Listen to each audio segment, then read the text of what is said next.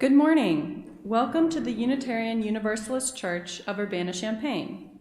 My name is Kiri Fagan-Olmschneider, and I am acting as worship associate today here at UC.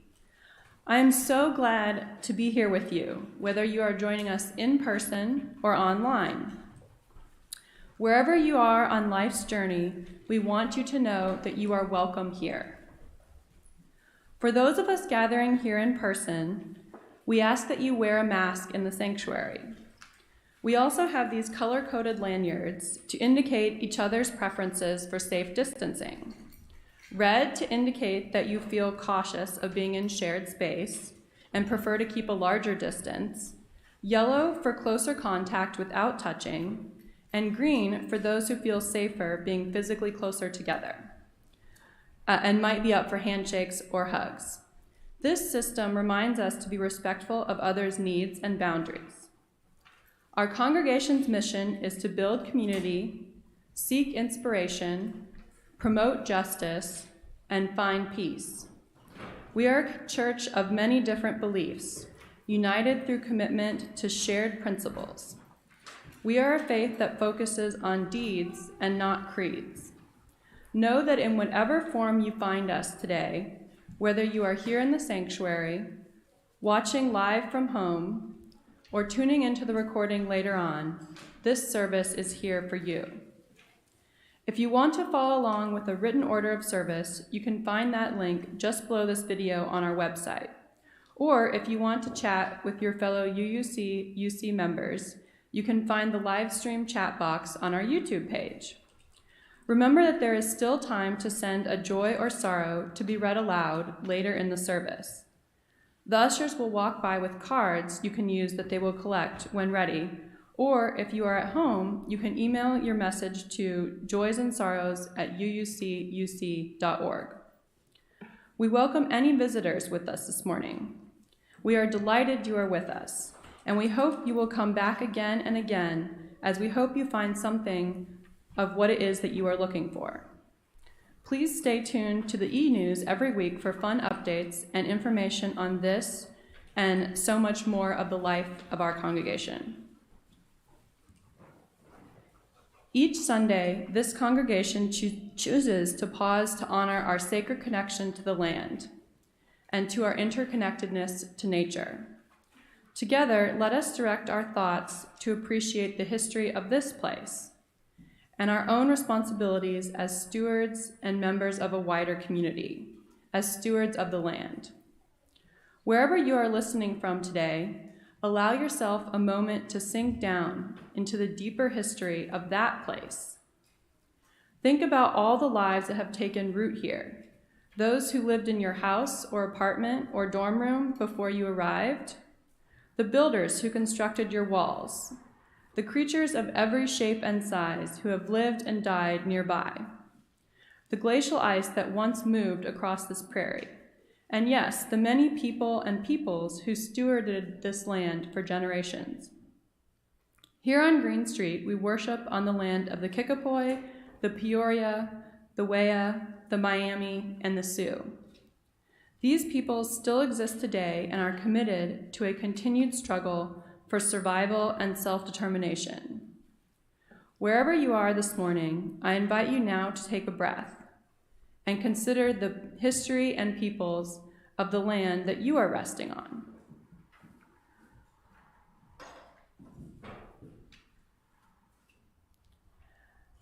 May we always remember where we are, the sacredness of this place, and the many people, human and otherwise, who belong to us. And now, Theo's going to come up and light our chalice.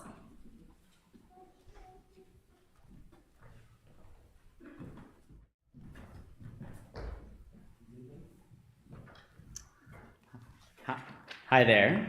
So Theo Shepline-Leff wrote these words. He clearly is paying attention to the conventions of chalice lightings, so you can read along with me. Through the love we share, we will help others with kindness and love. We shall treat ourselves with kindness by being generous to ourselves. We shall honor our family and friends with generosity. We shall light this chalice with peace.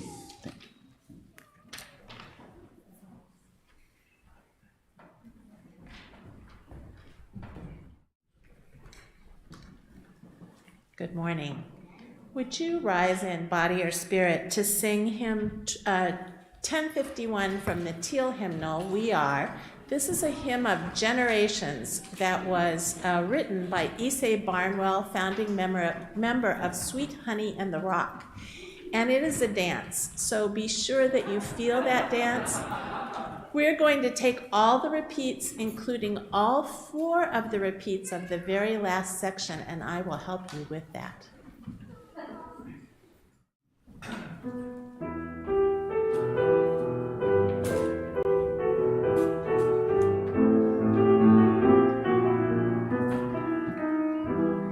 For each child that's born, a morning star rises and sings to the universe who we are. For each child that's born, a morning star rises and sings to the universe who we are. We are our grandmother's prayers, and we are our grandfather's dreamings. We are the breath of our ancestors. We are the Spirit of God. We are mothers of courage and fathers of time. We are daughters of dust and the sons of great visions. We're sisters of mercy and brothers of love. We are lovers of life and the builders of nations. We're seekers of truth and keepers of faith. We are makers of peace and the wisdom of ages. We are our grandmother's prayers, and we are our grandfather's dreamings. We are the breath of our ancestors. We are the Spirit of God. We are mothers of courage and fathers of time. We are daughters of dust and the sons of great visions. We're sisters of mercy and brothers of love. We are lovers of life and the builder of nations. We're seekers of truth and keepers of faith. We are makers of peace and the wisdom of ages. We are our grandmother's prayers, and we are our grandfather's dreamings. We are the breath of our ancestors. We are the Spirit of God. For each child that's born, a morning star rises and sings to the universe who we are. For each child that's born, a morning star rises and sings to the universe who we are. For each child that's born, a morning star rises and sings to the universe who we are. For each child that's born, a morning star rises and sings to the universe who we are.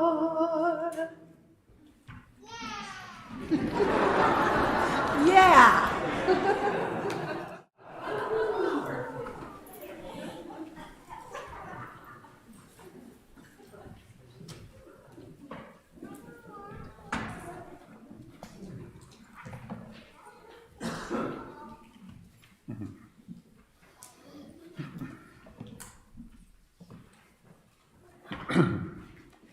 I'm not sure that the author of this poem is well known to you. She is a multi-talented young woman of color who is very active in social justice and particularly interested in the interests of our indigenous people. The title, Being Human, might suggest to you who haven't seen this poem before of some serious essay on the superiority of the human kind in the universe. This is anything but. She has let me invite you, as we enter this poem, to unlock the childish spirit of imagination in which we could see possible life and humanity, if you wish, in all kinds of objects. So we are going to take a whimsical and sometimes humorous walk through the world around us, the sky, the clouds, the trees, the rivers, the oceans, and we will see and watch their dealing with life and possibly reflect afterwards on what that means to us. So the title is Being Human. I wonder if the sun debates dawn some mornings, not wanting to rise out of bed from under the down feather horizon. If the sky grows tired of being everywhere at once, adopting the mood swings of the weather. If clouds drift off, trying to hold themselves together, make deals with gravity to loiter a little longer. I wonder if rain is scared of falling, if it has trouble letting go. If snowflakes get sick of being perfect all the time, each one trying to be one of a kind. I wonder if stars wish upon themselves before they die, if they need to teach their young how to shine. I wonder if shadows long to just for once feel the sun, if they get lost in the shuffle, not knowing where they're from. I wonder if sunrise and sunset respect each other even though they've never met. If volcanoes get stressed, if storms have regrets, if compost believes in life after death. I wonder if breath ever thinks of suicide, if the wind just wants to sit still sometimes and watch the world go by. If smoke was born knowing how to rise, if rainbows get shy backstage, not sure if their colors match right. I wonder if lightning sets an alarm clock to know when to crack, if rivers ever stop and think of turning back, if streams meet the wrong sea and their whole lives run off track. I wonder if the snow wants to be black, if the soil thinks he's too dark, if the butterflies want to cover up their marks, if rocks are self-conscious of their weight, if mountains are insecure of their strength. I wonder if waves get discouraged crawling up the sand, only to be pulled back again to where they began. If land feels stepped upon, if sand feels insignificant, if trees need to question their lovers to know where they stand, if branches waver at the crossroads, unsure of which way to grow, if the leaves understand they're replaceable, but still dance when the wind blows. I wonder where the moon goes when she's in hiding. I want to go there and watch the ocean spin from a distance. Listen to her stir in her sleep. Efforts give way to existence. That's the end of the poem. It's time now for the children to be invited to join the instruction downstairs.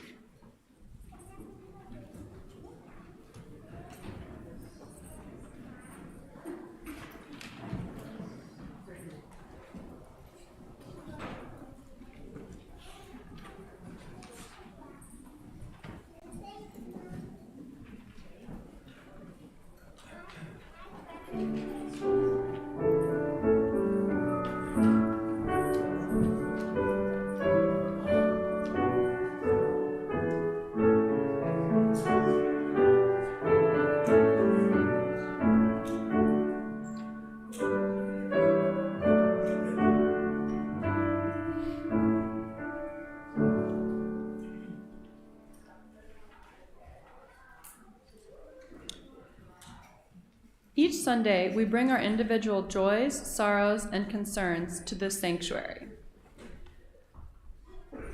We're not doing the candle lighting today. But if you have a joy or concern that you would like shared aloud this morning, you can find cards and pencils on the back table. You can also bring them forward to the basket here on the front table. Please write carefully so we can honor what you wrote. There are words, and you can also send in joys and sorrows to the email at joysandsorrows@uucuc.org. There are words to a blessing song in your order of service.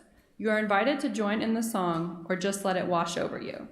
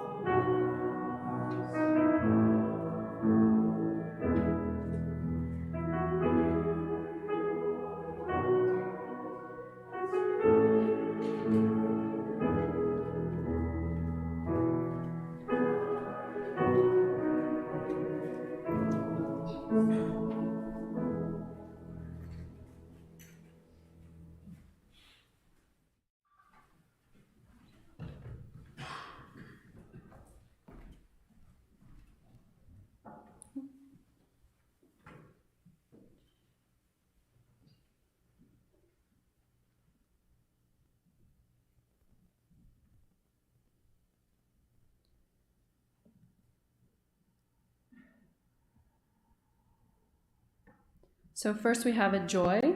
Next Saturday, all members, this is from David Gross, all members and friends of UUC are invited to the home of David and Claudia Gross for a massive downsizing event. A whole lot of interesting stuff will be available for free. Please help us prepare for a move to Clark Lindsay. The details are in the e-news.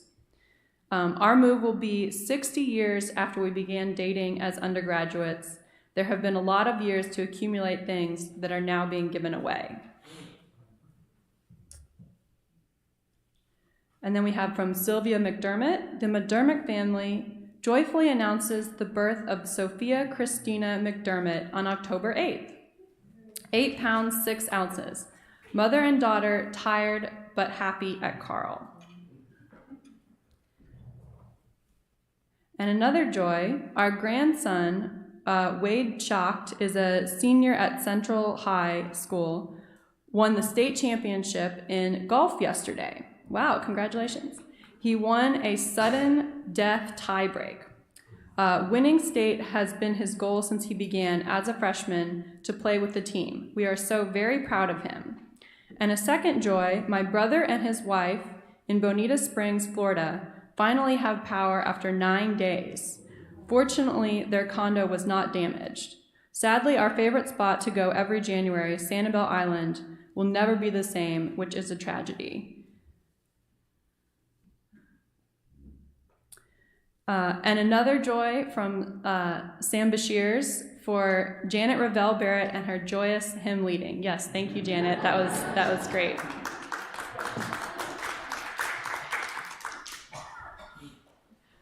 This is from Reverend KB. Our hearts reach out to every family who lost a child or adult loved one in Thailand. May violence in any form end. May it be so. And then from Pat McClard, for the congregation helping the search team reach our survey goal. Yes, thanks to everyone who filled out a survey. We'll now have a moment of silence.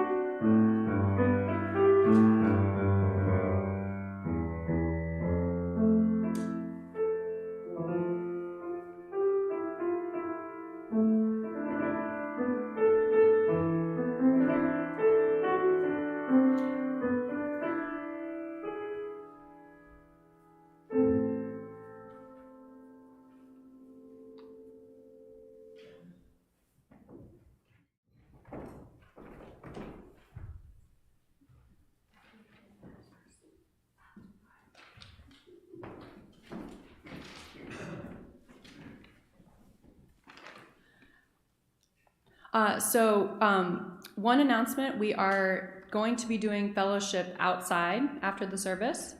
And then we have a couple of announcements from Janet and Pat. So if they wanted to come up and give them a moment. I have my search team hat on at the moment. And as you know, our theme is Together on the Search. And we had 202 responses to the survey, which was glorious. That gave us an overall picture of many, many themes that we would like to push further and learn about more through cottage meetings. So those are more individual, small group discussions. There are many opportunities to sign up for cottage meetings, and we've done 3 types. There are cottage meetings that will occur right here at the church, face-to-face, after church the next couple of Sundays. There are some Zoom cottage meetings, if that fits better with your schedule. And there are several opportunities to meet in members' homes, if you are comfortable doing that. After church, we'll be circulating, hoping to sign up as many persons as possible for those very important conversations, as well as on your order of service, there's an URL for you if you want to sign up through Sign Up Genius. So we look forward to these small group conversations about where we're headed with the search, and are so grateful for the wonderful participation across the congregation. Thank you.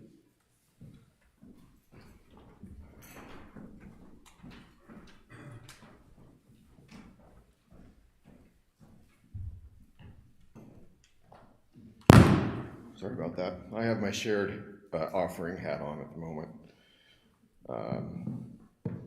So quick show of hands. Who knows of an organization in our community that is doing good work in line with the values of this church? All right, hands down. Now please raise your hand if the organization you are thinking of has more than enough money. 0. Okay, 0. What if you could help that organization financially next year through the power of this congregation with just 10 minutes to complete a nomination form and maybe an hour in November attending the nominations meeting? That's all it takes to nominate an organization to be chosen for our monthly shared offering for 2023. How satisfying would it be if you could help the organization that you're thinking of?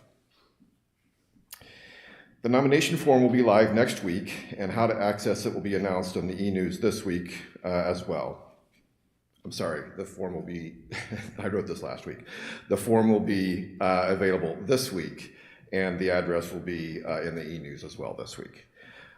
We will also have cards after the service next week with the URL or web address, also a QR code so you can easily get to that and take that home as well.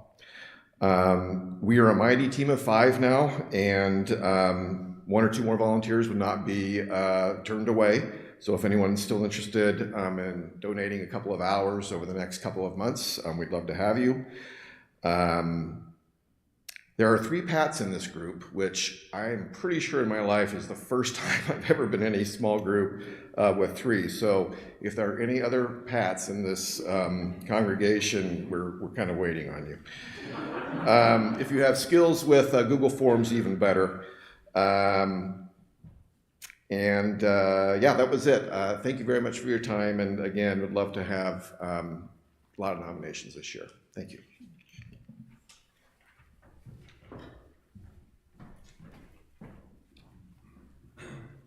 One of the many ways this congregation expresses its spirit of love, generosity, and interconnectedness is through sharing the Sunday offering with organizations in alignment with our values.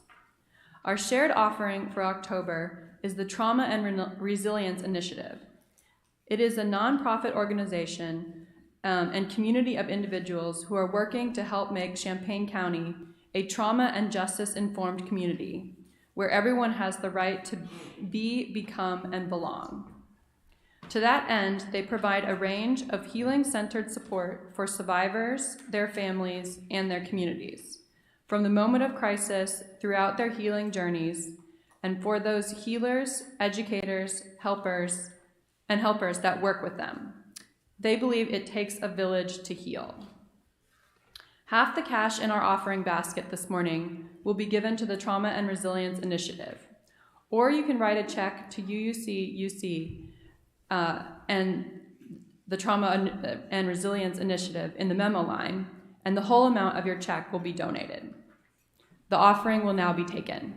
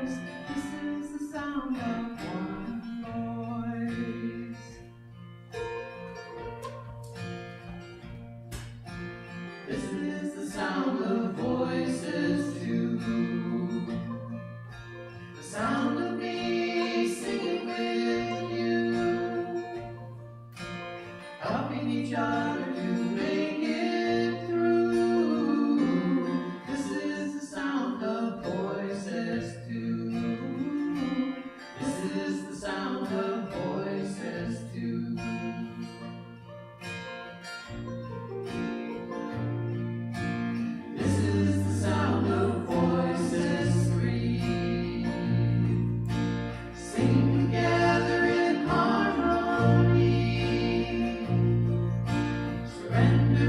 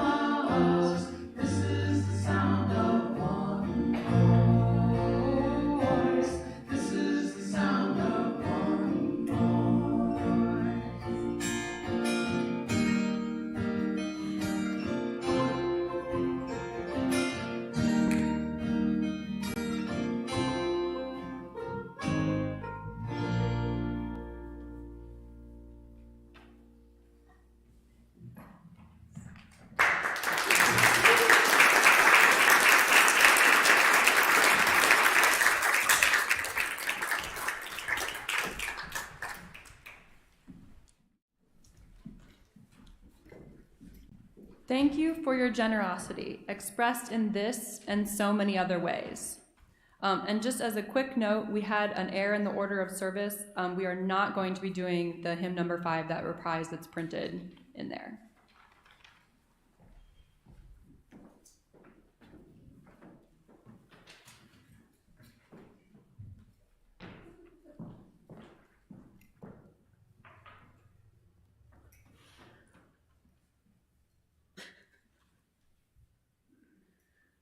Since a child, I could not shake the sense that there was something wrong with me.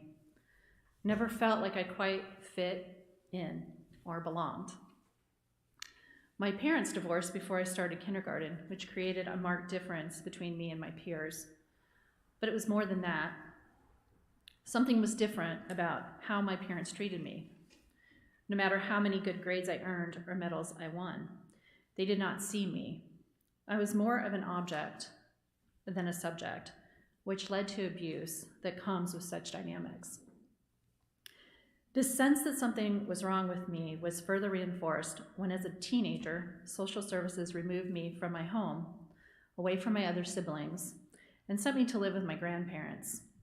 Being removed and separated from my siblings reinforced that I was the problem that needed to be fixed. The summer between my sophomore and junior year of high school, I was sent to a rural part of Ohio, isolated from family and friends, where I spent a lot of time out in the woods alone. I felt lonely and cut off from everything I knew. Though I valued the time in nature, I missed my siblings and my friends. I cried a lot, but I was also angry. I felt like I was cast off as a problem child because of what was done to me, not because of something that I had done.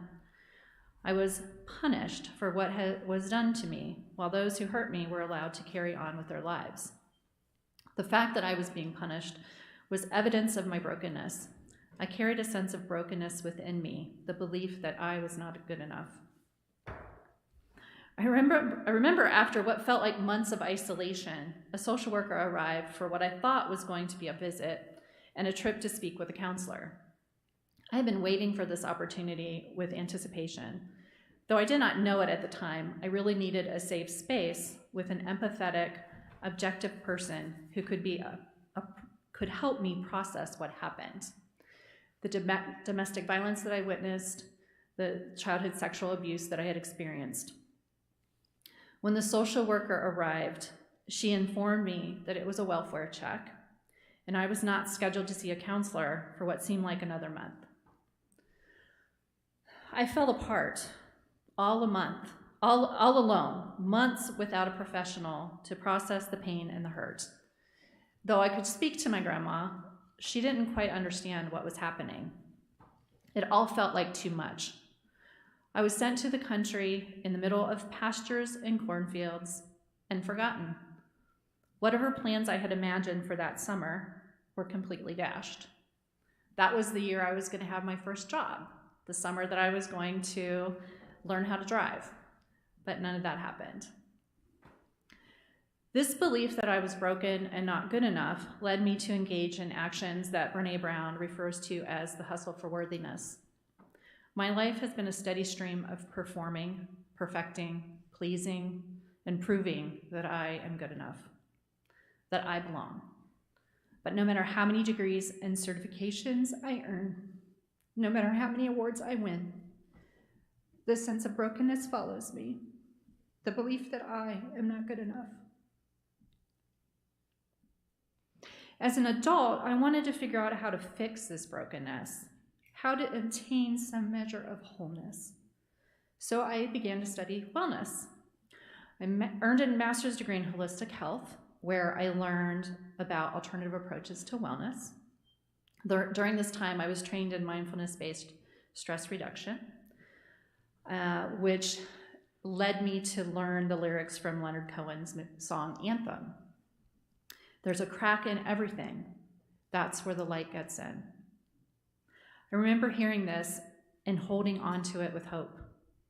I wanted to believe that my brokenness was a place where the light could get in, that by working through my own pain, I could find the gift.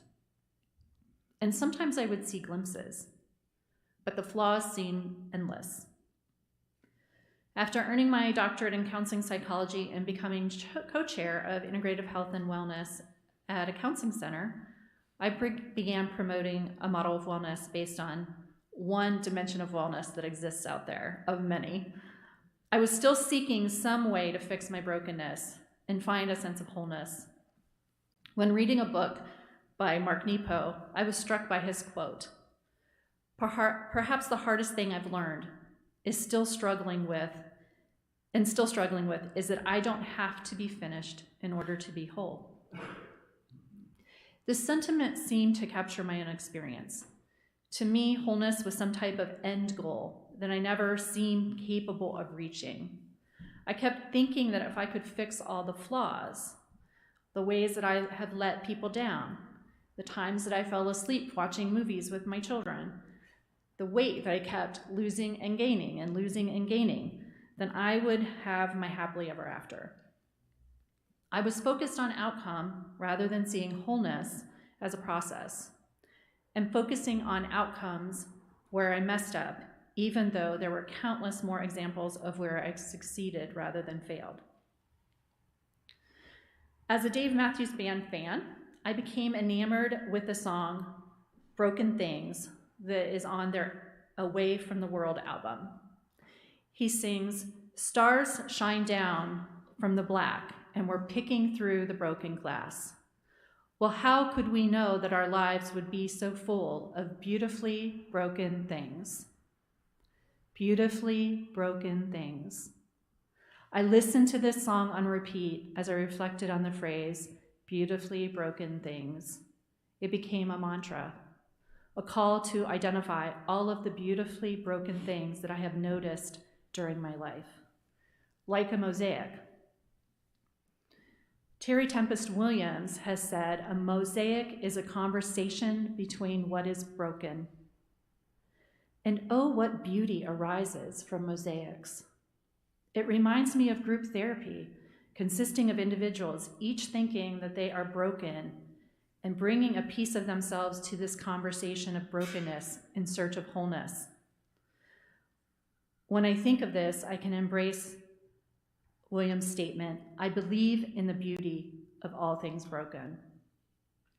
It also reminds me of the Japanese art practice of kintsugi, which repairs broken pottery by mending the cracks with lacquer mixed with gold. The idea is that the piece becomes stronger and more beautiful by embracing the flaws and imperfections. And this practice seems to fit well with the quote by Harold Duarte Bernhardt, "We are all broken and wounded in this world. Some choose to grow strong at the broken places." And as you know, the topic was Journey to Wholeness. And this type of wholeness that gets promoted often in our culture is an individualistic approach to well-being that often caters to people of privilege who have access, time, and money to pursue particular prescribed forms of wellness. Carrie Kelly in American Detox discussed the way in which the wellness industry exploits our fears and vulnerabilities and blames individuals for their struggles to maintain well-being while failing to address the systems that place us in this struggle. Reminds me of all the weight loss fads, diets, exercise plans that promise to make us fit and healthy.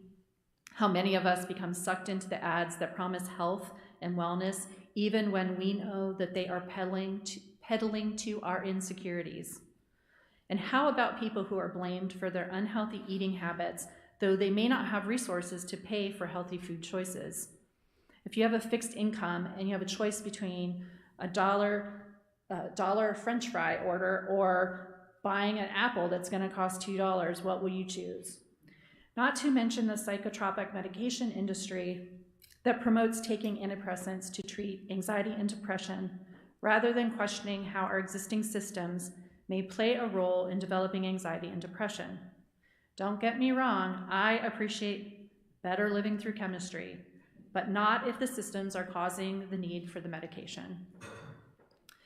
Additionally, the wellness industry draws from mind-body practices and spiritual traditions from holistic collectivist cultures and strips them of context to employ in an individualistic culture. Kelly continues by stating that we cannot talk about wellness without talking about the myth of normalcy, the violence of white supremacy, and the addiction to perfection. When prescribed normalcy is so narrowly defined that most people cannot fit into that box, it can create a sense of being broken and flawed. My abusive childhood pushed me out of the box right from the start. Even being white eventually became a flaw in my eyes. I saw that I had no chance, but I thought if I did everything perfectly, if I was a perfect mom, if I was an perfect employee, and eventually when I started believing if I was the perfect ally, nobody would notice my brokenness. I could hide my past. But I would need to cut off so much of my previous life experiences to promote the myth of a normal life.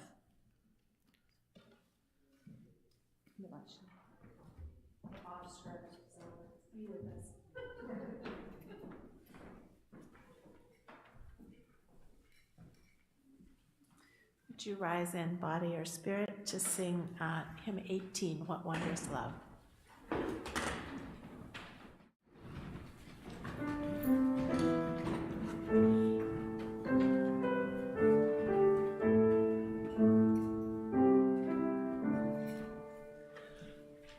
What wondrous love is this, O my soul, O my soul?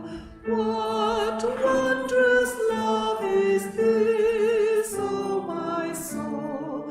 What wondrous love is this that brings my heart such bliss and takes away the pain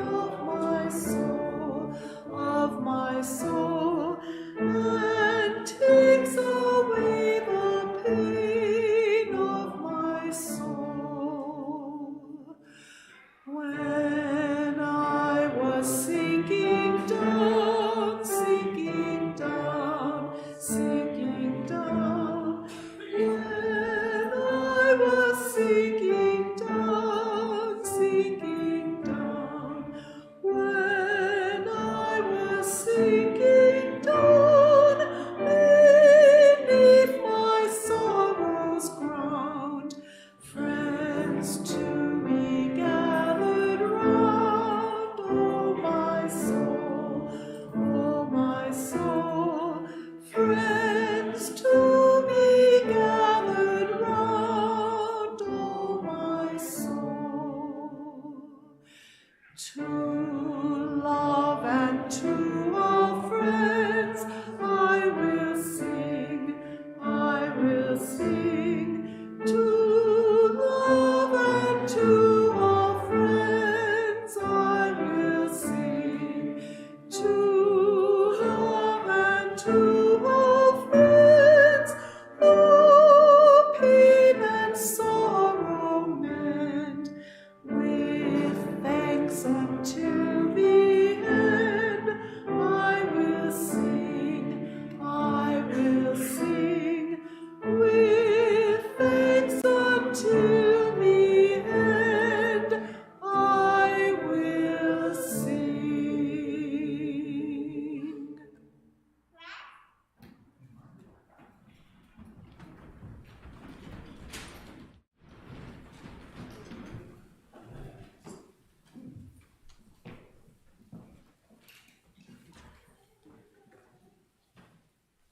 In recent years, I have developed curiosity about creating cultures of care. Instead of promoting self-care and wellness models that place the burden of well-being and wholeness on the individual, I want to encourage systems to create spaces that question the myth of normalcy and the addiction to perfectionism, while challenging white supremacy. This is no small task, and it can activate the part of me that wants to please, perform, and perfect. In recent years, I have needed to ask myself my intention and motivation for my actions. So how do we embrace a culture of care that promotes wellness in the midst of brokenness? Kelly Carey says there's an abiding trust that whoever we are, when we strip the layers away, let the toxic beliefs and ways of thinking and being be confronted and allowed to flow through and out of our systems, we are worthy of returning to a basic wholeness, not getting somewhere, returning. Not getting somewhere, returning. I love this idea. We are not striving to get anywhere. We are returning. A basic wholeness already exists within us. We need only spend time in nature to understand this. We are the only species that refuses our unfolding. So perhaps the first step is to strip the layers imposed by an unhealthy wellness industry. Interrogate toxic beliefs about normalcy, white supremacy, and perfectionism that we hold as an individual or as a congregation. And embrace the wellness is not an individual act, but a community responsibility. And perhaps the second step is to embrace our imperfections.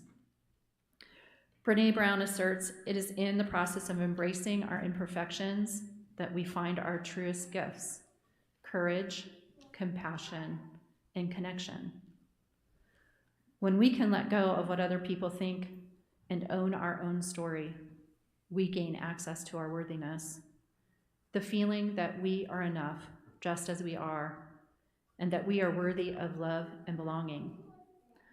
When we spend a lifetime trying to distance ourselves from the parts of our lives that don't fit with who we think we are supposed to be, we stand outside of our story and hustle for our worthiness by constantly performing, perfecting, pleasing, and proving.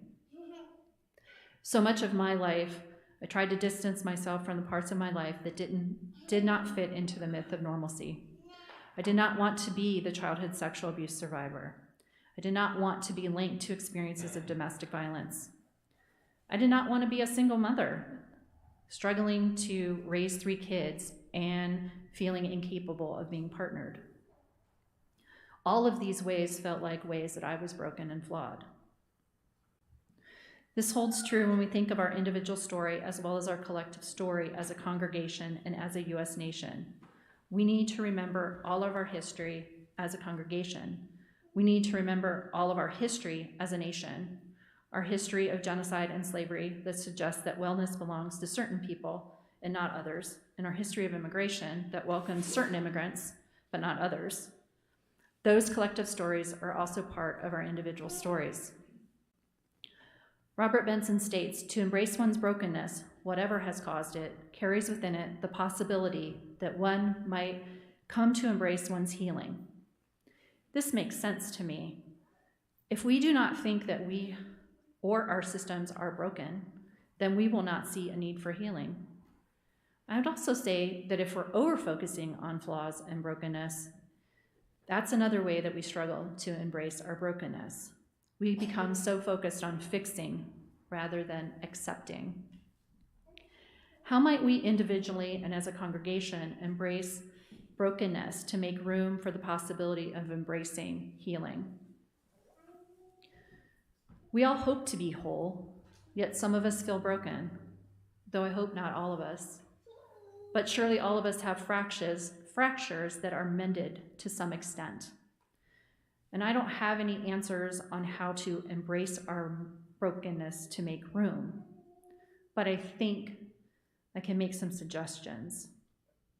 I'm not sure how far the pottery metaphor will take us, but if we all have cracks in different places, then those with strong mends can be there for those with fresh breaks. If lots of people are broken in the same place, they can gather together for mutual support. I think in accepting ourselves and one another as we are, flaws and all, creates an opportunity to relate with one another in authentic, intimate ways, which opens the door to healing. And I think that means we're at the chalice extinguishing, yes? Thank you for bearing with our change up of the order of service. So if you'll join me in the closing, in the chalice extinguishing.